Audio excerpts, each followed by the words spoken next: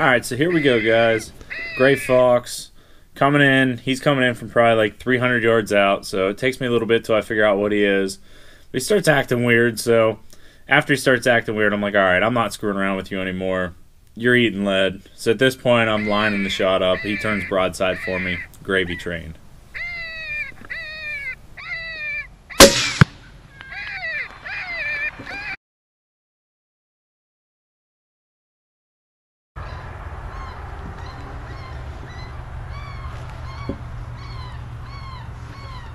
Alright, so I spot a red up here on very top of this hill. And he's just sitting there. He doesn't want to come in. I'm playing around with some sounds on my Fox Pro. And then I'm like, alright, well, I'm going to put on Volsqueaks. If any of you guys don't know, Volsqueaks just hammers everything. I don't care whether it's red fox, gray fox, coyotes, bobcats, whatever. If you put on Volsqueaks, it seems like they perk up and they come right in. So that's what I did with this one. And he works his way in. Doesn't seem to be in too big of a rush, but he makes it to about, I'm guessing, probably about a 60-yard shot. So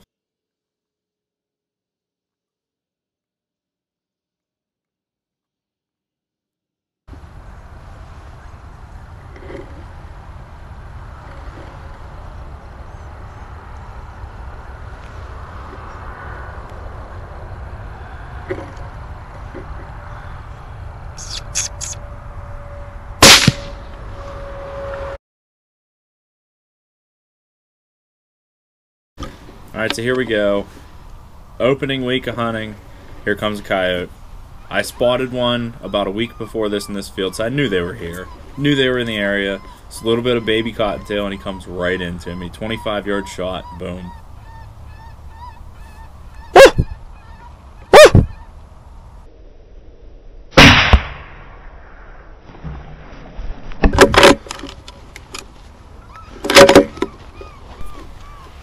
Alright, so after I shoot this one, I start scanning the field again, because occasionally you'll catch another coyote out in the field. They don't always come in solo.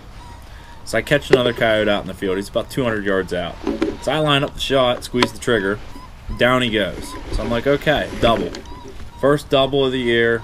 It's working out great.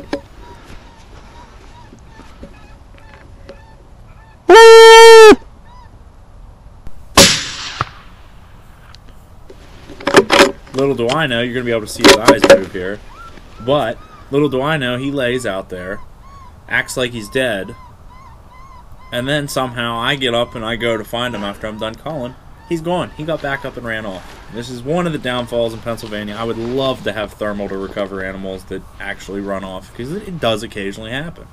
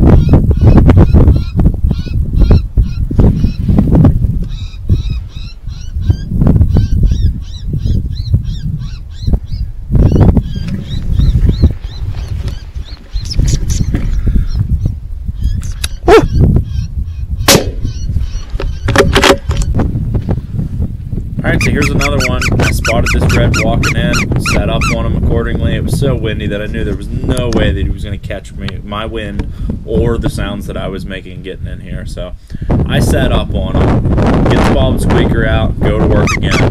Beezer O'Brien, that bulb squeaker, I'm telling you, it just annihilates everything that I spot going in.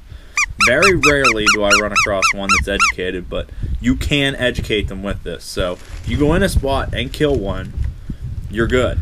But if you go in a spot and call one in with a bulb squeaker and he wins you and gets smart about it, next time you go, you might want to change the sound.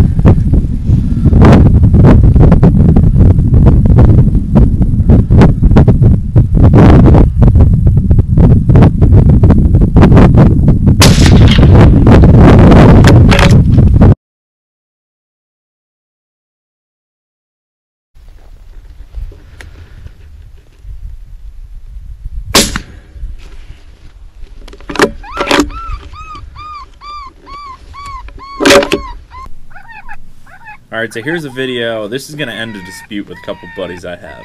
But there's a big dispute right now whether gray fox will go for your wind or not. I'm under the belief that they will. They're the same as any other predator.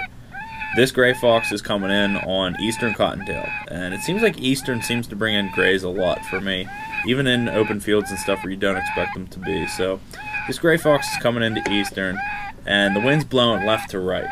And he's slowly working his way across this field, and I'm noticing that he's not coming directly to the call. He's working his way across. He's trying to catch my wind.